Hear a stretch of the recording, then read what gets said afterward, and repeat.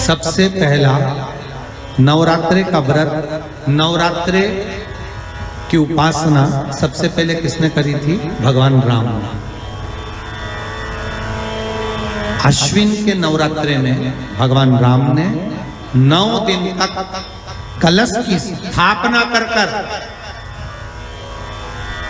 लंकाधिपति रावण को मारने के लिए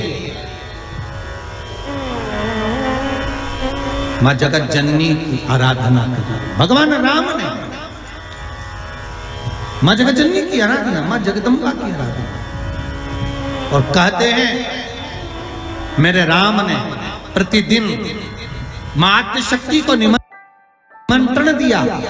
और मां जगत जननी से विनती निवेदन कर कहा कि आपको प्रतिदिन आना पड़ेगा। इसलिए देवी भागवत में लिखा है कि नवरात्रे में एक दिन, जैसे प्रतिपदा है, पहला दिन है तो 1 कन्या का पूजन करो, द्वितीया है तो 2 कन्या का पूजन करो, तृतीया है तो 3 कन्या का पूजन करो, चतुर्थी है तो 4 कन्या का पूजन करो, पंचमी है 5 कन्या का पूजन करो, छठ है 6 कन्या का पूजन करो, सप्तमी है 7 कन्या का पूजन करो, अष्टमी है 8 कन्या का पूजन करो, नवमी है, जम के बोलो, 9 कन्याओं का पूजन करो। और अगर इस तरह से आप पूजन नहीं कर सकते नवरात्रि में तो 9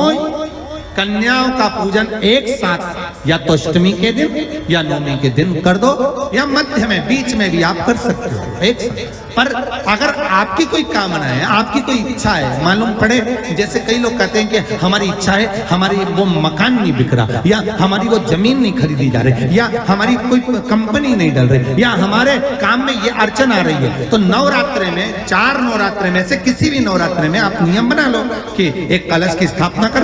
एक दिन में 1 कन्या का पूजन कर उसको भोजन कराना, लाल वस्त्र देना, लाल चुनरी देना, दूसरे दिन में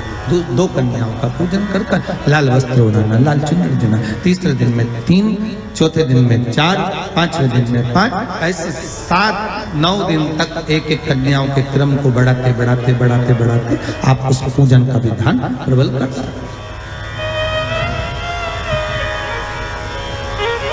आज किसी का फोन था सुबह,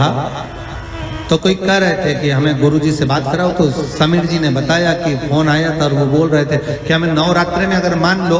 कोई साधना करना हो तो कौन सी साधना करना चाहिए, हम किसकी आराधना करें, हम 9 दिन तक किसकी साधना करें। तो अगर बन सके तो देवी भागवत में सबसे सुंदर साधना यही है कि हम एक दिन में 1 कन्या के चरण धोकर पूजन कर उस कन्या को भोजन कराकर उसका स्मरण करें रहे। तब आप किसी कन्या को 1 दिन में 1, 2 दिन में 2, 3 दिन में 3, 4 दिन में 4, 5 दिन में 5, ऐसे नवरात्रि 4 बार जो नवरात्रि आती, किसी भी नवरात्रि में आप स्मरण करें, उसका फल मिलेगा।